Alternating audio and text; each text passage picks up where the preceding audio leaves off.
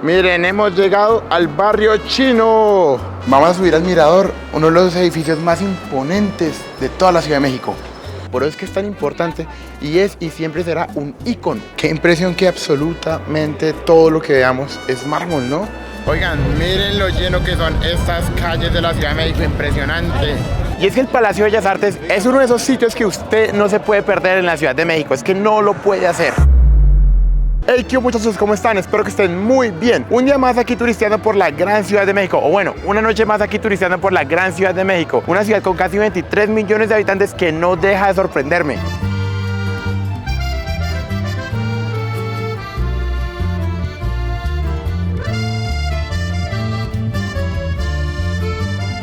El día de hoy nos encontramos caminando por el gran centro histórico de la Ciudad de México, un sitio imperdible y un sitio que hace unos cuantos cientos de años solía ser Tenochtitlán, la gran capital del Imperio Azteca. Miren qué bonita se ve la Ciudad de México por la noche.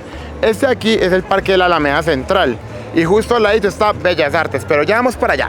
Oigan, no sé qué hay por allá, pero quiero ver qué hay por allá porque hay mucha gente. ¡Oh, hay batallas de rap! ¡Qué chimba!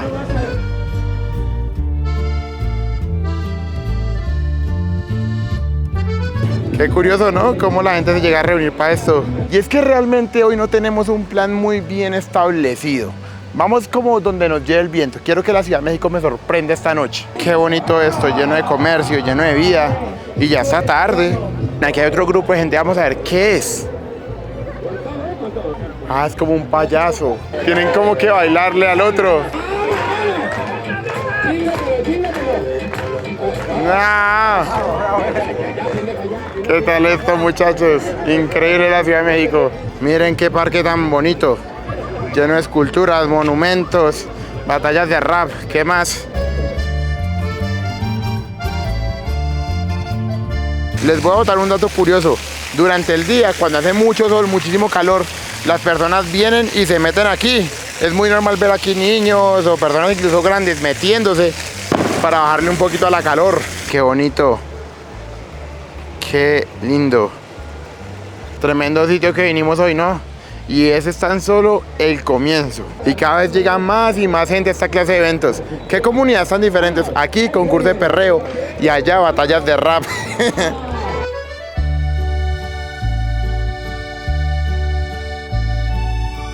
Estamos llegando a uno de los sitios más icónicos y a uno de mis sitios favoritos en todo el mundo. Bellas Artes y al lado la Torre Latinoamericana. Unos sitios que no podían faltar en este video. Y es que el Palacio de Bellas Artes es uno de esos sitios que usted no se puede perder en la Ciudad de México. Es que no lo puede hacer.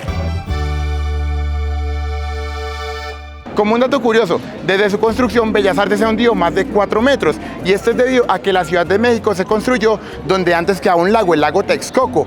Por ende, el terreno siempre ha sido muy inestable. Su arquitecto, de hecho, sabía esto y construyó una placa de metal muy imponente, única en América, para evitar esta clase de cosas y aún así tuvo ese problema. Pero si ustedes prestan atención, verán que Bellas Artes no se ve hundida realmente, al contrario, se ve muy bonita, no se ve chueca, se ve como un edificio común y corriente. Y esto es debido a que a lo largo de los años ha pasado por muchísimas remodelaciones para evitar esto, hundimientos.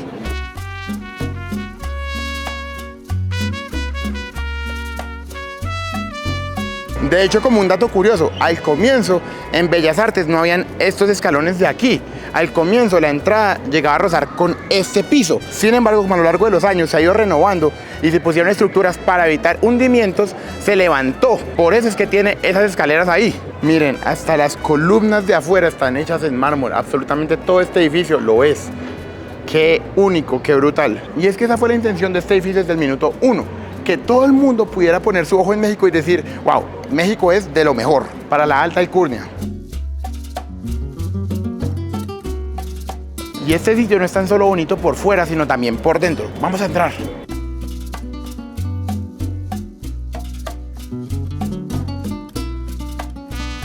Este sitio se inició a construir en 1904 y se terminó hasta 1934 porque la construcción se detuvo debido a la guerra. Y es que este edificio pesa casi 17.000 toneladas y en la gran mayoría mármol.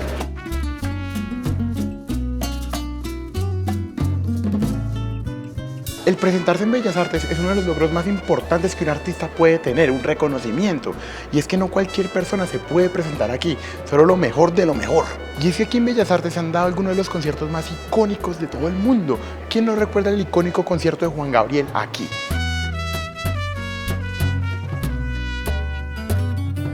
Otros artistas importantes que se han presentado aquí han sido Pavarotti, Pedro Infante y los mejores grupos de danza y ballet del planeta. Si uno quisiera, podría seguir por esas escaleras o por otras que hay por allá, pero como venimos después de las 5:30, toca pagar algo adicional porque son eventos privados. Pero si usted viene antes de las 5:30, puede entrar sin ningún costo a conocer todo lo que hay arriba y las exposiciones y todo. Honestamente me duele un poco que no hayamos podido ver los murales de Diego Rivera, y es que realmente yo quería verlos con muchas ganas, pero no sabía que después de las 5:30 no se podía. Sin embargo, aquí les voy a dejar unas fotos de los que hay porque son impresionantes. O eso se dice, porque no sé.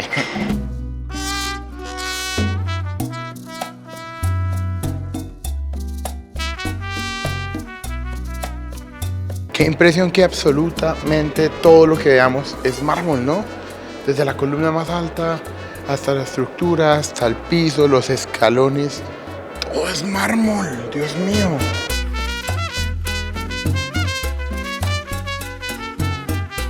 Bellas Artes llega a ser tan importante porque es el mayor recinto cultural de todo el país. Sede de conciertos muy importantes, ópera, danza, exposiciones, arte visual y un montón de cosas más. Miren esta maqueta del Palacio de Bellas Artes. Yo creo que así podemos dimensionar un poco por qué Bellas Artes llega a ser uno de los sitios más importantes y característicos, no tan solo de la Ciudad de México, del país en general. Es que es enorme.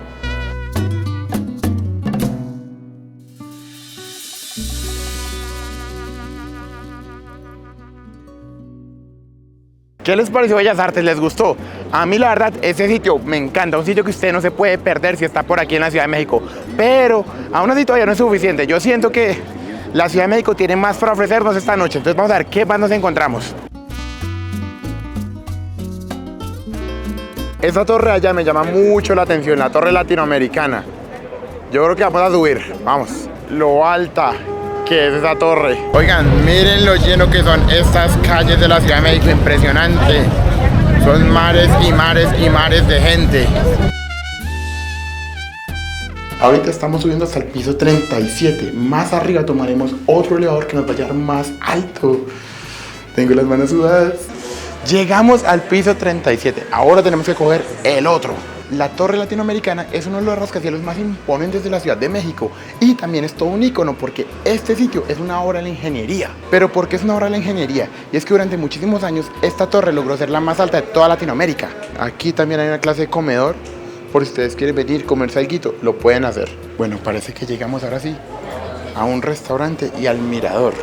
Tan solo este sitio tiene 182 metros de altura y 210 si contamos la antena. Vamos a subir al mirador, uno de los edificios más imponentes de toda la Ciudad de México. Miren la vista tan impresionante que tenemos acá de la Ciudad de México. Brutal.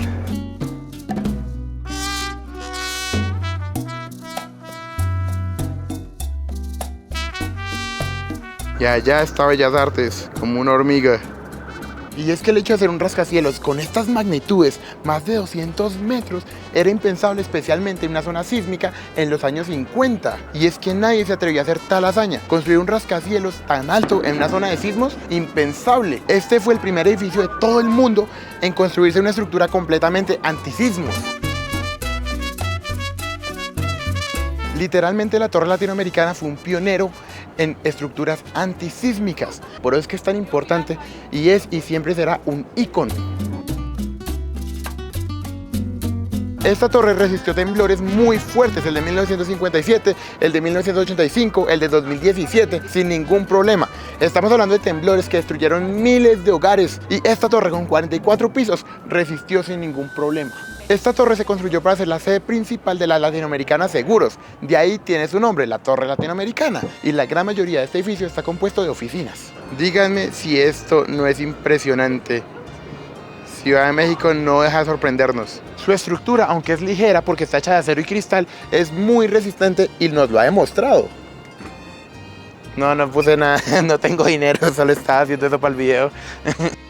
¿Cómo lo ven, muchachos? Qué sitio tan impresionante. Creo que en el canal nunca hemos estado en un sitio similar a este, ¿cierto? Miren los carros, cómo se ven, parecen de juguete. Torre Latinoamericana, me despido de ti. Qué honor poder estar en un edificio tan histórico, tan importante y tan imponente como este. Pero el estar tan arriba ya me empezó a dar un poquito de hambre y tengo un sitio en mente que les va a encantar. ¡Vamos! Impresionante la cantidad de pisos que tiene este edificio. Yo creo que nunca me había subido a un edificio tan alto. Recuerden, yo vengo de un pueblo. Les cuento que ya nos estábamos yendo y nos dieron la oportunidad de ver una zona extra de la Torre Latinoamericana donde nos cuentan la historia. Entonces, bueno, sin costo adicional, vamos.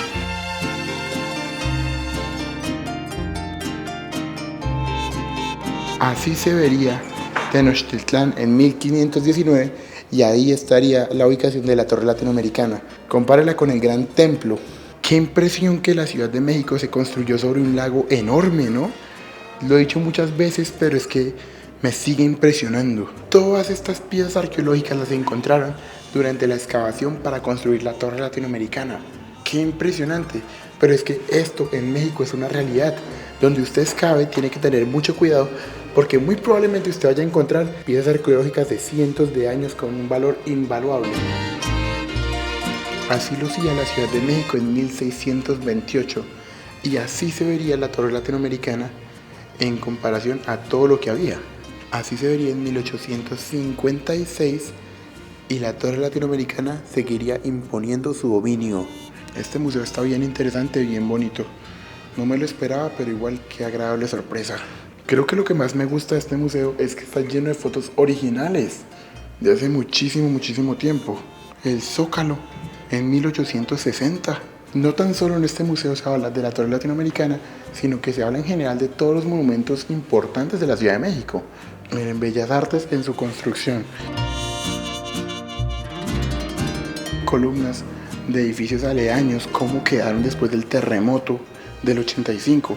Y la Torre Latinoamericana sin problemas. De hecho, miren esta foto. Edificios aledaños en ruinas. Y aquí la Torre Latinoamericana como si nada. Qué impresionante y qué triste. Más foticos con la Torre Latinoamericana intacta. Impresionante. La verdad es que es entendible porque esto es una obra de la ingeniería. Y así básicamente es su estructura. Este es un pequeño pedazo. Su estructura se ve así.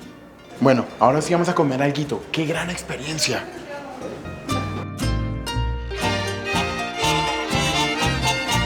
Un reconocimiento a la ingeniería civil mexicana. Este sitio tiene amortiguadores que absorben las vibraciones, por eso es que está resistente.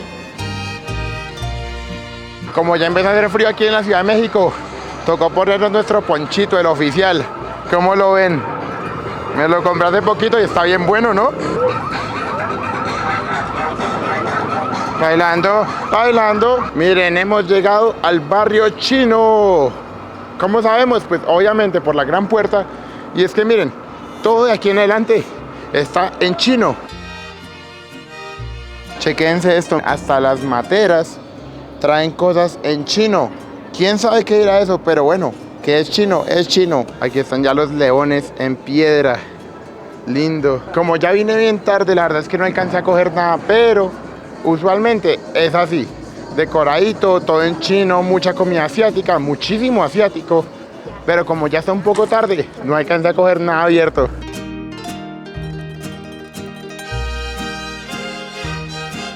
No, qué triste que no alcanzamos a llegar a nada abierto.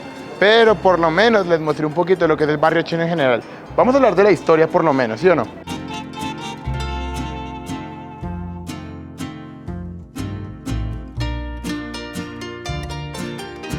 A finales del siglo XIX, durante el gobierno de Porfirio Díaz, miles de inmigrantes chinos llegaron a México buscando empleo, buscando una nueva vida. La gran mayoría eran campesinos, mineros y trabajaban en el ferrocarril. Muchos de ellos se establecieron en el norte del país, Sonora, Baja California, Sinaloa, pero con el paso del tiempo se terminaron mudando a la capital. Entre 1920 y 1930, muchos locales chinos se ubicaron en esta calle y poco a poco se fue llenando de su gente. Así fue que inició el barrio chino en la Ciudad de México. Qué triste que no pudimos comer ahí hoy, pero para la próxima será, no me quejo. Galletas de la suerte, 10 pesos. Es como un restaurante. Durante el día es muchísimo más bonito, lleno de comercio, lleno de vida. Pero ahorita la verdad es que fue mala mía. Llegamos tarde, no calculé bien los tiempos. Vine muy noche, pensé que iba a estar más abierto, pero bueno, aquí está. Hasta en las calles hay letras chinas. Todas estas tiendas están llenas de productos chinos al mayoreo. Muchísimas.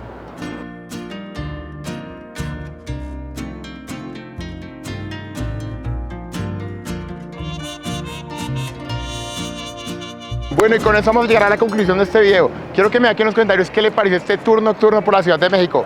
Algo un poquito inesperado, realmente no teníamos un plan, pero siento que les mostré bastantes cosas bien interesantes, bien bonitas, que si usted está en Ciudad de México tiene sí o sí que hacer. Recuerde que tenemos Instagram, Facebook, TikTok, y menos del 2% de la gente que nos ve en el canal realmente nos sigue. Entonces usted puede por favor darme un like, comentar, ver el video hasta el final, ya me estaría ayudando muchísimo para que YouTube me siga recomendando y yo pueda seguir trayendo esta clase de videos al canal que a usted como a mí nos encantan. Realmente me gustó mucho este video, no pensé que fuera a llegar hasta allá arriba porque realmente yo le tengo un poco de miedo a las alturas, pero bueno, aquí estamos sanos y salvos. Los quiero mucho, nos vemos la otra semana y chao, chao.